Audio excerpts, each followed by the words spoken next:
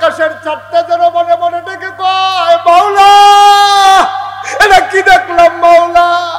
হযরত ওমর অর্ধ পৃথিবীর প্রেসিডেন্ট, জান্নাতের সুসংবাদ প্রাপ্ত দ্বিতীয় মানুষ, ওয়া আমিরুল মুমিনিন, খলিফাতুল মুসলিমিন। এই ওমর কেন আজকে মাথার ভিতরে আটার বস্তা নিয়ে দৌড়ায়? ফেরেশতারা চিৎকার করে কান্দে, মাওলা এই মানুষটি তুমি বানাইছিলা গো মাওলা, এটা কেমন মানুষ গো মাওলা? ওমর দৌড়ায় দৌড়ায় দৌড়ায়, দৌড়তে দৌড়তে ঘামতে ঘামতে তিনি ওই মরু প্রান্তরে বর্ডার বেল্টে সীমান্ত এলাকায় ওই ছেঁড়া তাঁবুর সামনে গিয়ে দাঁড়ালেন। সালাম দিলেন, আসসালামু আলাইকুম। ভেতর থেকে মহিলা কয়, ওয়ালাইকুম আসসালাম। ওমর ডাক দেয়া কয়, মা, ও মা, দরজা খুলে দাও গো মা।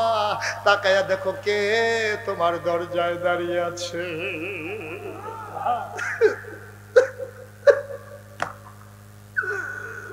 মহিলা মনে করেছে রাস্তার কোন পথিক, নিশ্চয়ই সাহায্যের জন্য, খাবারের জন্য এসে দাঁড়িয়েছে। মহিলাটা কয়, বাবা কে আমারে মা ডাকে? আমি মা হওয়ার উপযুক্ত না, আমারে মা ডাইকো না। আমার জন্ম দেওয়া দুইটা সন্তান, 3 দিন ধরে আমি খাইতে দিতে পারি না, আমি কিসের মা? কিসের মা?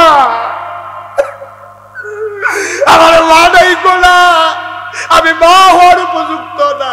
পেটে সন্তান ধরেছি, খাবার দিতে পারি না, তুমি অন্য তাঁবুতে যাও, আরেকদিন আইসো, আমি পারলে তোমারে সাহায্য দেব।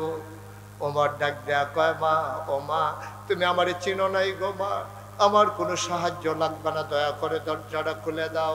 মহিলা দরজা খুলে দিলেন। তাকাইয়া দেখে একটা আধা পাকা আধা কাঁচা দাড়িওয়ালা একটা মানুষ দাঁড়িয়ে আছে, মাথার ভিতরে একটা বস্তা। মহিলা ডাক দেয়া কয়, তুমি কে বাবা? চিনলাম না।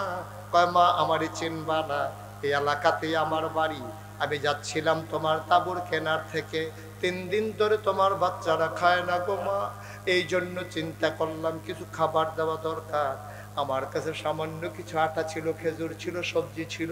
মা দরজা খুলে দাও, অনুমতি দাও, ভিতরে আসি। মহিলা ডাক দেয়া কয়, ভিতরে আসো। বলে যে, মা বস্তাটা একটু ধরে নামাও। মহিলারা ধরলেন, বস্তা নামালেন। ওমর ডাক দেয়া কয়, আম্মা তুমি একটা কাজ করো, তাড়াতাড়ি আটা গুলে কয়টা রুটি বানাও, এই ফাঁকে আমি ফু দিয়া নিভে যাওয়া আগুনটা ধরাই দেই। তুমি রুটি বানাও আর আমি ফু দিয়ে একটা আগুন ধরাই। অর্ধ পৃথিবীর প্রেসিডেন্ট, আমিরুল মুমিনিন, খলিফাতুল মুসলিমিন, নবীর পরে যিনি নবী হবেন, নবী ঘোষণা দিয়েছেন, যদি নবী হযরত ওমর পৌর মানুষ, তিনি দিলেন দৌড়, দৌড়ে দৌড়ে তাঁবুর কিনারে গেলেন। তাকায় দেখে তাঁবুটা মাঝে মাঝে ছিদ্র ছেঁড়া, ভেতরে মিটি মিটি আলো জ্বলে। 2টা ছোট বাচ্চা বুকটা নিচের দিকে দিয়া, পেটের নিচে 2 টুকরা পাথর দিয়া শুয়ে আছে। আর মাটা চুলার ভিতরে আগুন জ্বালাইয়া একটা পাতিলার ভিতরে পানি দিয়া কয়েক টুকরা পাথর দিয়া কাঠি দিয়া নাড়তেছে আর চোখের পানি মুছতেছে। বাচ্চারা কাঁদতেছে, মা তুমি না বলেছো ইসলামের মুসলমানের দেশে খাবারের অভাব নাই? তুমি না বলেছো ওমরের দেশে কুকুর না খেয়ে মারা যায় না? ওই 3 দিন ধরে কাফেরের দেশে খাই নাই গো মা, মুসলমানের দেশে আসলাম খাবারের আশায়। সকাল বেলা আসলাম, কোনো খাবার কেউ দিল না। দুপুর হয়ে গেল, কেউ খবরও নিল না। বিকেল হয়ে গেল, সূর্য হারিয়ে গেল পশ্চিম আকাশে। আম্মা, আম্মা গো, কেউ আমাদের খবর নিল না।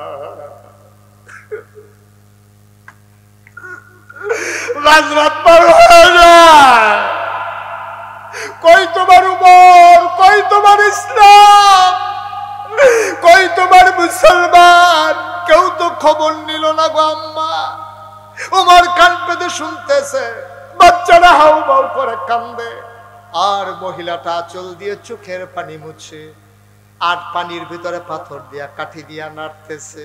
বাচ্চাদেরকে মিথ্যা সান্ত্বনা দেয়, ও বাবারা ঘুমিয়ে পড়ো, তোমাদের জন্য খাবার রান্না করতেছি, কিছুক্ষণের ভিতরে খাবার হয়ে যাবে, তাইলে আমি তোমাদেরকে ডেকে নেব, এখন ঘুমিয়ে পড়ো। মায়ের চিন্তা হলো, বাচ্চারা যদি ঘুমিয়ে যায় খাবারের জন্য আর বিরক্ত করবে না।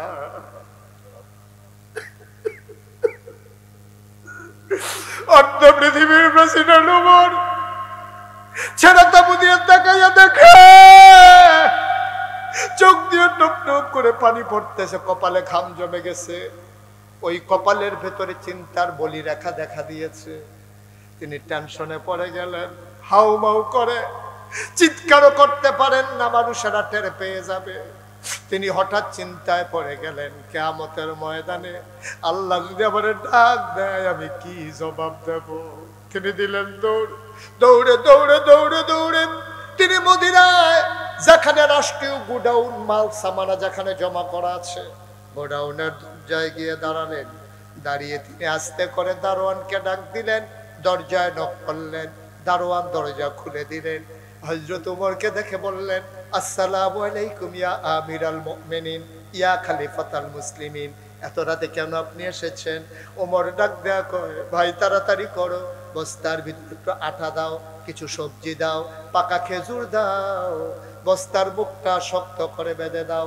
বস্তার ভিতরে আটা দেওয়া হলো, খেজুর দেওয়া হলো, সবজি দেওয়া হলো, বস্তার মুখ বেঁধে দেওয়া হলো। দুইজন কর্মচারী পিছনে এসে দাঁড়িয়ে আছে। ইয়া আমিরাল মুমিনিন, দয়া করে আপনি সামনে সামনে চলুন, আমরা বস্তা নিয়ে আসতেছি। ওমর বলে, তোমরা কারা? আমরা রাষ্ট্রের কর্মচারী। তোমাদেরকে কে ডেকেছে? কয়ে কেউ ডাকে নাই, আপনার আওয়াজ শুনে ঘুম ভেঙে গেছে, আমরা আপনার পেছনে পেছনে আসতেছি, আপনি সামনে যান। ওমর বলে, না কেউ লাগবে না, বস্তাটা দুইজন ধরে আমার মাথায় উঠাই দাও।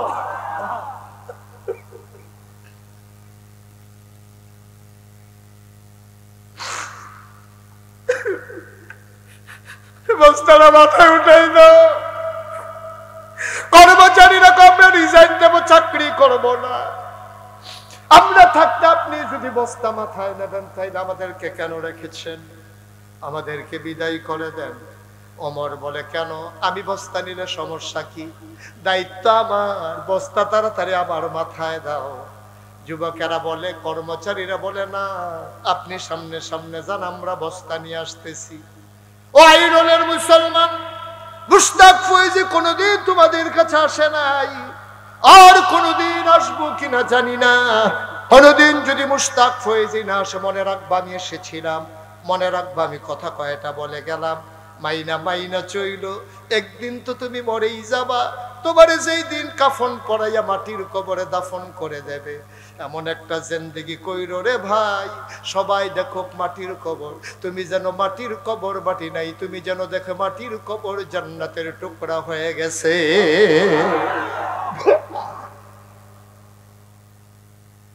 এমন একটা জিন্দেগি আমরা চাই নাকি চাই না? কথা কয় না, চাই নাকি চাই না? মুসলমান মন দিয়ে শোনো, উমর কয় আমার বস্তায় দাও, কর্মচারীরা কয় আমরা নেব। ওমর বলে, কে কে বস্তা নিতে চাও? দুইজন হাত উঠালেন কর্মচারী। ওমর কয়, বস্তা দেব, তবে একটা শর্ত আছে। কয়, শর্ত কি? কয়, কিয়ামতের দিনে হাসরের ময়দানে মুসিবতের সময় আমি ওমরের যখন একটা গুনার ঘাটতি হবে, বস্তা হবে, সেই বস্তা তোমাদের ভিতরে যে নিতে রাজি হবা, আজকে আটার বস্তা আমি তার মাথায় দেব।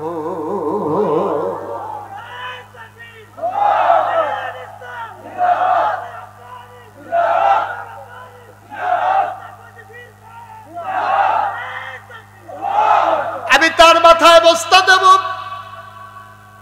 যে মানুষটা কিয়ামতের ময়দানে আমার গুনার বস্তা নেবা, এখন আর কেউ আগায় না, সবাই পেছনে পড়ে গেছে। উমর কয়, জানতাম, এটা আমি জানতাম, আমার স্ত্রী আমার গুনার ভাগ নেবে না। ভাই গলের মানুষ, কোন চিন্তায় সংসার করতেছ? নিজের স্ত্রীর জন্য, সন্তানের জন্য তুমি সুদে টাকা খাইয়া টাকা বাড়াই দিয়া যাইতেছ। 5 কানি জমিন তুমি 10 কানি বাড়াই দিয়া যাইতেছ। তুমি নতুন বাড়ি করে দিচ্ছ, বাচ্চারা ওই বাড়িতে ঘুমাবে। তুমি এই বাড়ি বানাইতে গিয়া কতদিন তুমি নামাজ কাজা করেছো, তুমি জুমার নামাজও কাজা করে ফেলেছো।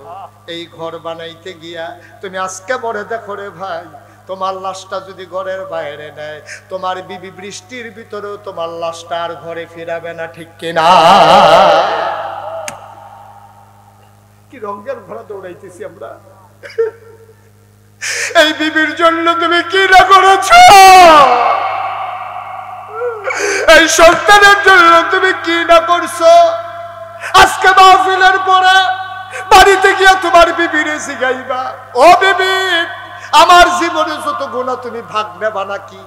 দেখবেন অপর দিকে মুখ ফিরাই ফেলবে, মুচকে হাসি দিয়া বলবে আমার গুনাহ নিয়ে আমি টেনশনে আছি, তোমার গুনাহ নেব কখন। কেন তুমি এই কাজ করছো? তুমি কি না করছো? তুমি তোমার আব্বা তোমার আম্মা তোমার কত কষ্ট করে বিদেশ পাঠাইছে। আরে তুমি তো জানো না, তোমার সব হয়ে গেছে, তোমার টিকেটের টাকা নাই, তোমার আব্বা পাগলের মতো দৌড়াইতে আছে, কেউ টাকা দেয় না। তোমার আব্বা পেরেশানি দেখা, তোমার আম্মা তোমার আব্বার পেরেশানি দেখা ওই সন্দুকের নিচ থেকে ওই 40 বছর আগে বাবা দিছিল একটা কানের এই গলার মালা, সেইটারে পেঁচাইয়া তেনা দিয়া রাইখা দিছিল, যেটা আমি বিপদের দিনে কাজে লাগবে। ওই তেনা পেঁচানো সেই স্বর্ণের চেনটা বাইর করে দিয়া কানতেছে। আব্বা দিছিল, বড় আব্বার স্মৃতি। বিয়ার সময় আব্বা অনেক কষ্ট করে 2 গন্ডা খেত বেচা আমার বিয়াতে এই চেনটা দিছিল, নেন এটা বেচা আমার ফুটের জন্য টিকিট কাটেন। সেই টিকিট কাইটা তুমি বিদেশ গেছো, বিদেশ গিয়া তুমি টাকা জমাইছো, তুমি সিগারেটের প্যাকেটের ভিতরে পেঁচাইয়া তুমি ফুটবাড়ার কুদ্দুসের কাছে তোমার বউয়ের লেগা কানে গলার মালা পাড়াইছো। তোমার মায়ের কথা মনে নাই, ঠিক কিনা কম? তোমার মায়ের কথা মনে নাই? সেন বেসলো তোমার মা, সেন পায় তোমার বউয়ে। তুমি বোকা, তুমি নাদান, তুমি মূর্খ, তুমি মায়ের অযোগ্য সন্তান, ঠিক কিনা বাবা?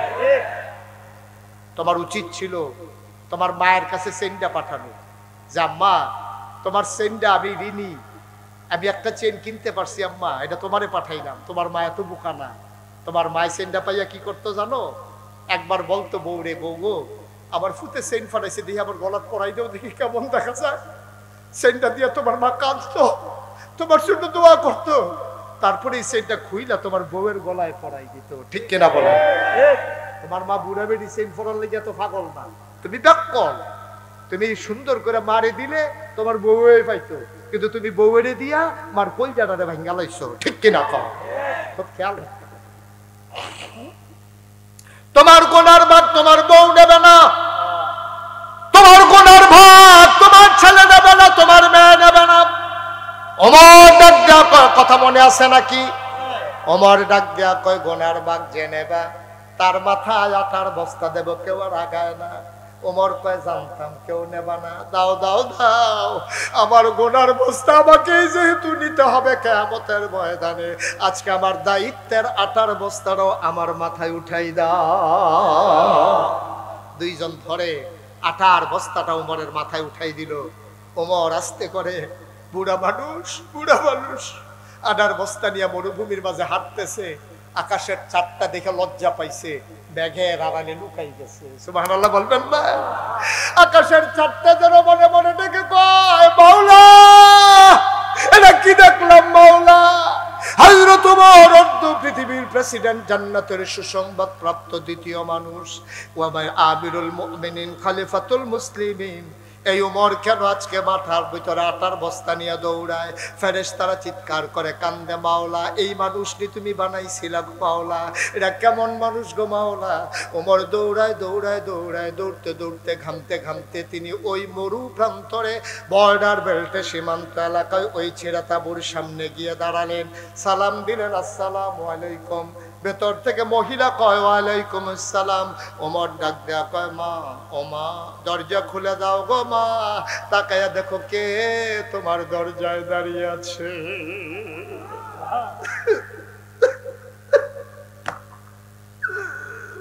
মহিলা মনে করেছে রাস্তার কোন পথিক, নিশ্চয়ই সাহায্যের জন্য খাবারের জন্য এসে দাঁড়িয়েছে।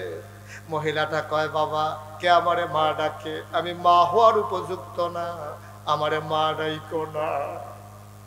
আমার জন্ম দেওয়া 2টা সন্তান 3 দিন ধরে আমি খাইতে দিতে পারি না, আমি কিসের মা?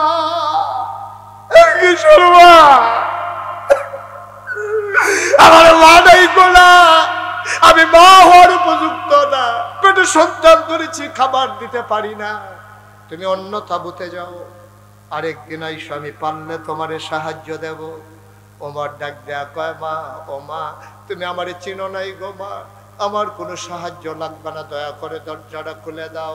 মহিলা দরজা খুলে দিলেন। তাকাইয়া দেখে একটা আধা পাকা আধা কাঁচা দাড়িওয়ালা একটা মানুষ দাঁড়িয়ে আছে, মাথার ভিতরে একটা বস্তা। মহিলা ডাক দেয়া কয়, তুমি কে বাবা? চিনলাম না। কয়, মা আমারই চিনবা না, এই এলাকাতেই আমার বাড়ি। আমি যাচ্ছিলাম তোমার তাঁবুর কেনার থেকে, 3 দিন ধরে তোমার বাচ্চারা খায় না গো মা, এই জন্য চিন্তা করলাম কিছু খাবার দেওয়া দরকার।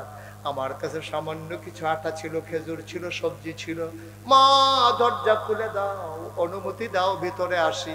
মহিলা ডাক দেয়া কয়, ভিতরে আসো। বলে যে মা বস্তাটা একটু ধরে নামাও। মহিলারা ধরলেন, বস্তা নামালেন। ওমর ডাক দেয়া কয়, আম্মা তুমি একটা কাজ করো, তাড়াতাড়ি আটা গুলে কয়টা রুটি বানাও, এই ফাঁকে আমি ফু দিয়া নিভে যাওয়া আগুনটা ধরাই দেই।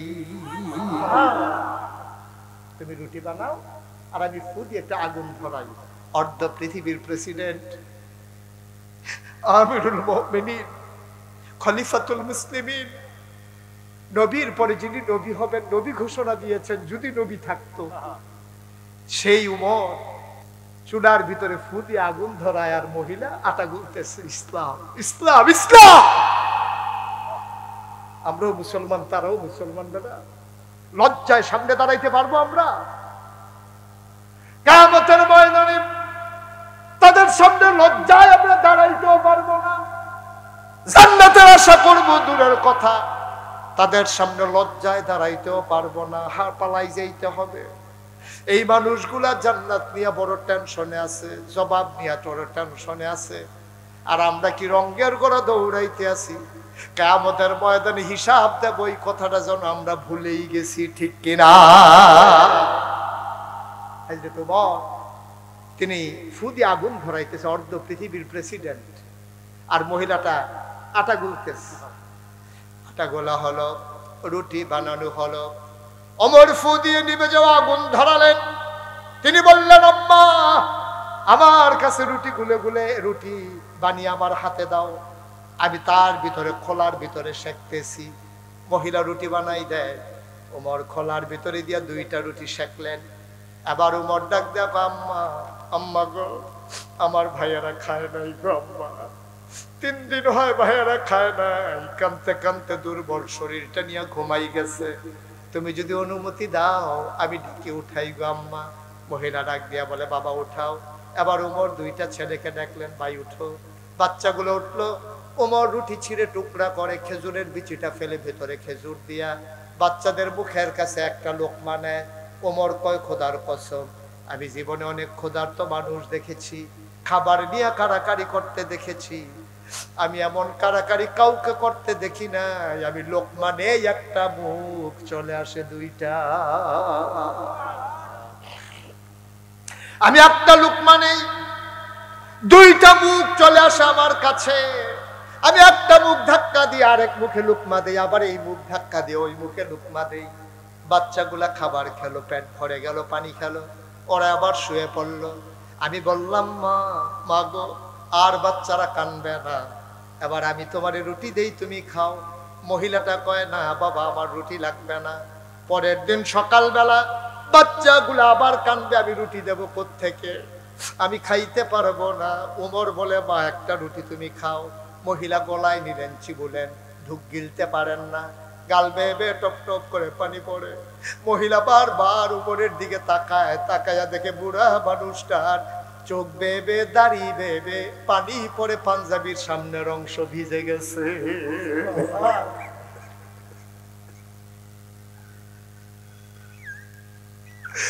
মানুষটার পাঞ্জাবিটা ভেজা,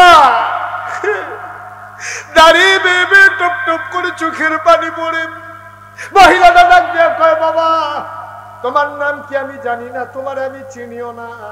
তোমার মতো মানুষ থাকতে ওমরের মতো মানুষ আবার খলিফা হয় কেমনে? মদিনার মানুষগুলোকে তোমাকে দেখে নাই, ওমরের মতো এত শক্ত মন, সকালবেলা ঢুকলাম এই পর্যন্ত খবর নিল না, ওমর কেমনে খলিফা হয়? তোমারে কি মানুষ চিনে না বাবা? তুমি হইলা খলিফা হওয়ার উপযুক্ত, ওমর তো আসে নাই, তুমি তো ঠিক ঠিক এসেছো। তোমার মতো মানুষ থাকতে ওমর কেমনে খলিফা হইল? আমি সকালবেলা ঘুরে ঘুরে মদিনার মানুষকে বলবো ওমর খলিফা থাকার কোনো উপযুক্ততা নাই, তারে নামাইয়া তোমারে যেন খলিফা বানাই দেয়। আমি সবাইকে সকালবেলা ঘুরে ঘুরে বলবো। ওমরের গাল বেয়ে বেয়ে পানি পড়ে। ডাক দেয়া কয়, মা এখন কথা থাক, তুমি একটা রুটি খাও। মহিলা রুটি খায় আর গাল বেয়ে বেয়ে পানি পড়ে। ওমর চলে আসলেন, আসার আগে বললেন, মা তুমি একটা কাজ করে সকালবেলা উমরের দরবারে আইসো। মসজিদে নববীতে উমর সেখানে বসে। মা গো, আমার সাথে উমরের বড় খাতির গো আম্মা। উমরের সাথে আমার বড় খাতির, আমি যা বলি উমর তাই করে, আমার কথা উমর ফালায় না। তুমি সকালবেলা আইসো, আমি উমরকে বলে তোমার মাসিক রেশনের ব্যবস্থা করে দেব। তুমি আইসো, সেখানে তোমার জন্য মাসিক রেশন দিয়ে দেব। আমি উমরকে বললে উমর ফালাবে না। উমর আস্তে করে হাঁটতে হাঁটতে বাসায় চলে আসলেন। তাহাজ্জুদ পড়লেন, ফজরের নামাজ পড়লেন। উস্কু খুস্কু তার চুলগুলো, দাড়িগুলো তার এলোমেলো, চোখগুলো তার লাল। মানুষগুলো জিজ্ঞেস করে, ইয়া আমিরাল মুমিনিন, আপনি কি কোনো সমস্যায় আছেন? উমর বলে, না, রাতে ভালো ঘুম হয় নাই, এই জন্য মনে হয় চোখ লাল হয়ে আছে। ওমর বসে বসে সবার সাথে পরামর্শ করতেছেন। মহিলাটা দুইটা বাচ্চার হাত ধরে মসজিদে নববীর দরজায় গিয়ে দাঁড়ালেন। একজন মানুষকে জিজ্ঞেস করে, ভাই, ও ভাই, একটা লোক বলছিল এখানে নাকি উমর থাকে, আমাকে দেখা করতে বলছিল। ভাই, ওই যে মসজিদের ভেতরে, আমি নাকি এখানে নাকি উমর বসে। উমর কোনটা? এবার মানুষটা আঙ্গুল দিয়া দেখাই দিল। সবার মাঝে লম্বা মানুষটা যিনি বসে আছেন তিনি ওমর। মহিলা তাকায়া দেখে, যারা আঙ্গুল দিয়া দেখাই দিছে ওই মানুষটার কেউ না, রাতের বেলা যে ফু দিয়া আগুন ধরাইছে।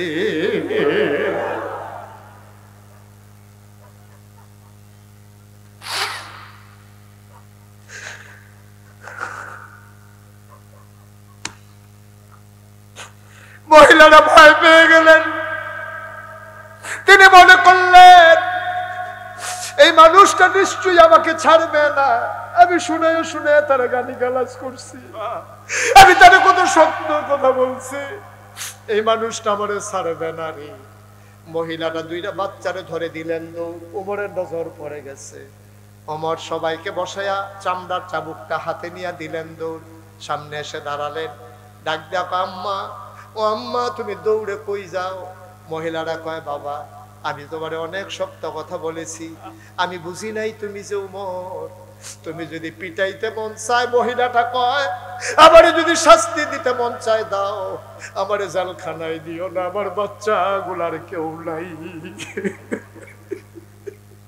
আমারে যদি জেলখানায় দাও, আমার বাচ্চাগুলা মা মা বলে কাঁদতে কাঁদতে মরে যাবে। বাবা, আমারে মাফ করে দাও, আমি রাতের বেলা তোমারে চিনতে পারি নাই। উমরের গাল বেয়ে বেয়ে পানি পড়ে। চামড়ার চাবুকটা মহিলার হাতে নিয়ে দিলেন। বললেন, আম্মা, ও আম্মা, পিটাইতে মন চাইলে আমারে পিটাও, তোমার কাছে দরখাস্ত দেবো আম্মা, কিয়ামতের ময়দানে উমরের বিরুদ্ধে বিচার দিও না।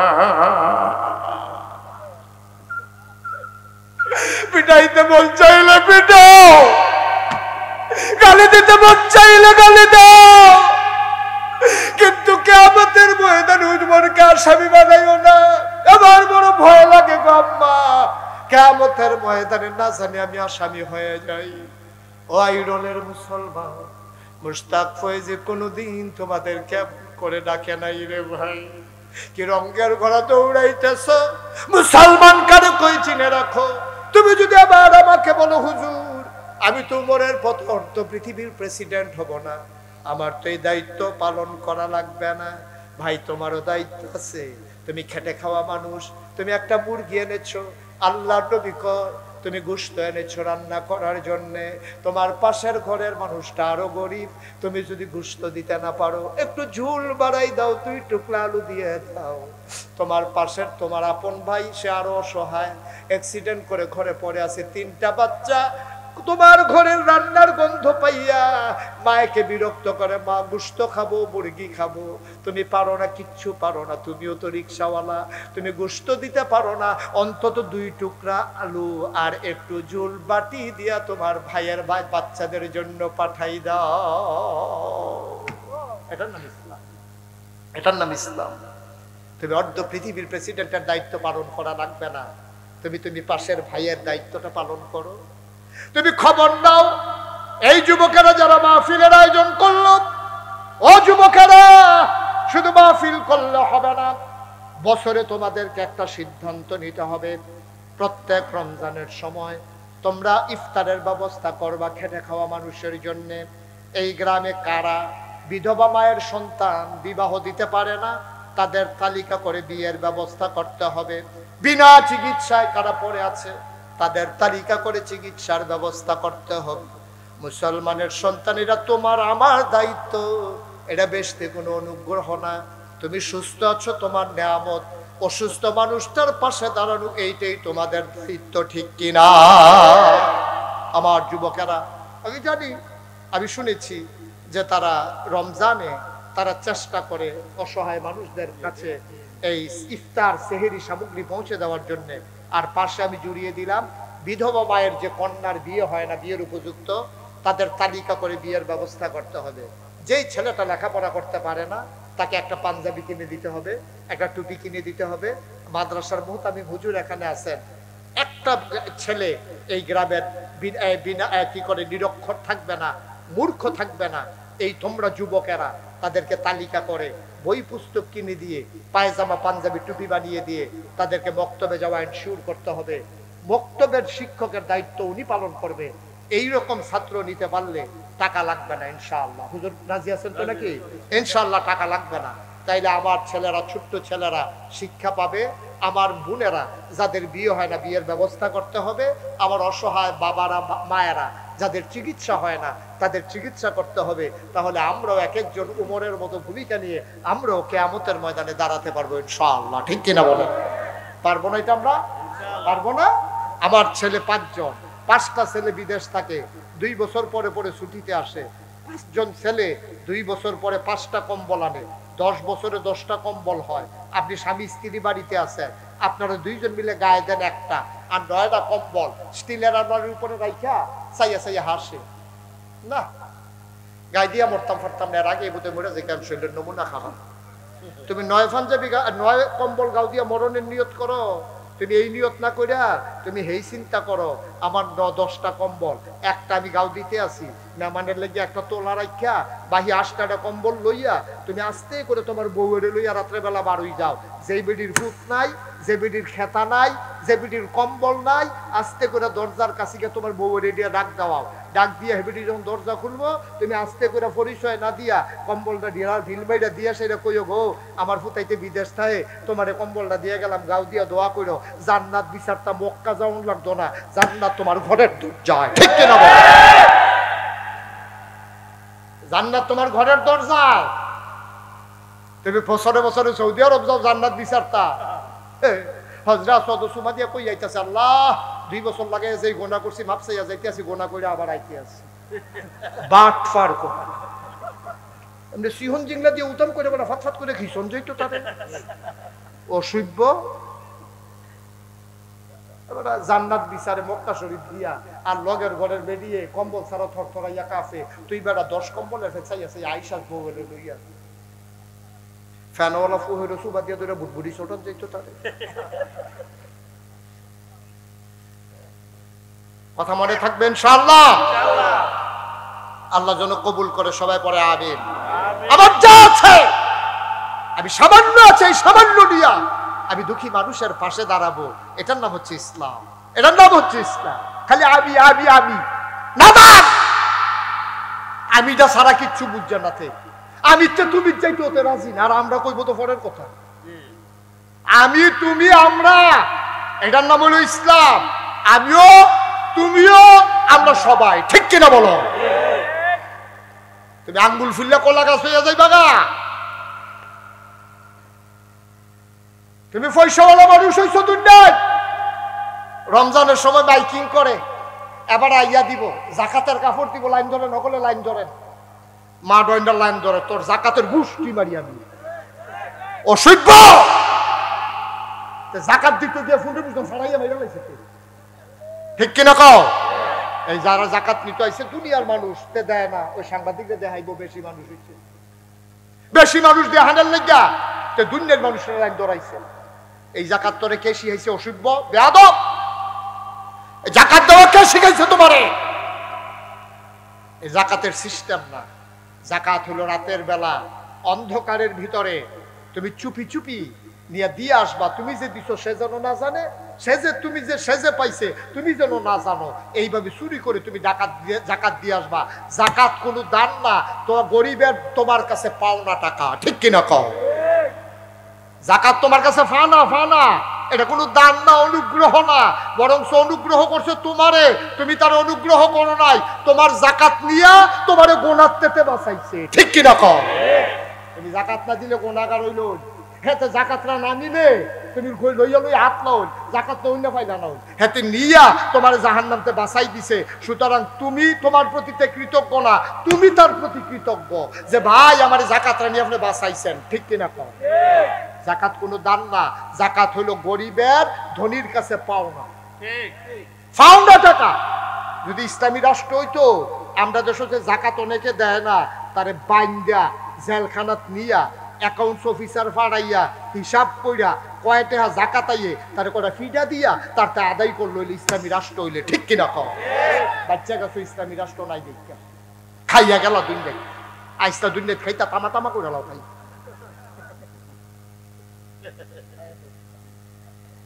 দাদা কিটা খাইতে পারবা তুমি? তোমার আমি চ্যালেঞ্জ দিলাম, তুমি কয় টাকা খাইতে পারবা আমার সাথে বসো, আমি টাকা দেবো, তুমি দেখি কতক্ষণ খাইতে পারো।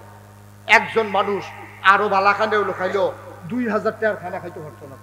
অকলে যদি তুমি যদি কুরমা দিয়া খায়াম, গলদা চিংড়ি দিয়া খায়াম, তুমি যদি কেসকি মাছ দিয়া খায়াম, হুটকির ভর্তা দিয়া, তুমি যা মনটা ধরে কইবা দেখি কয়টা আর খাইতে পারো। আরে আমার মতো বেড়া তো কইলে তা